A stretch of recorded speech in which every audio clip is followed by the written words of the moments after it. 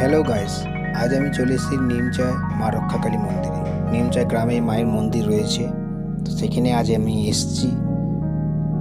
তো প্রায় 350 বছরের পুরনো এই মন্দির। মায়ের দর্শন করতে এসেছি মা রক্ষাকালী মন্দিরে। তো তোমাদের জন্য এই ভিডিওটা বানানো। তো নিমচায় গ্রামে মা রক্ষাকালী মন্দির রয়েছে, সবাই জানো, আর না জানলেও আমার ভিডিওটা দেখে তোমরা সবাই জানতে পারবে। বড় মা এইখানেই থাকে, তো অনেক গল্প রয়েছে মায়ের, সেটাও ভিডিওর মধ্যে থাকবে, তোমরা দেখে নিও ভিডিওটা। মায়ের অনেক ইতিহাস রয়েছে, সেটাও ভিডিওর মধ্যে দেওয়া রয়েছে, তোমরা দেখতে পাবে সবাই। আর আমাকে জানাবে কেমন লাগলো ভিডিওটা দেখে।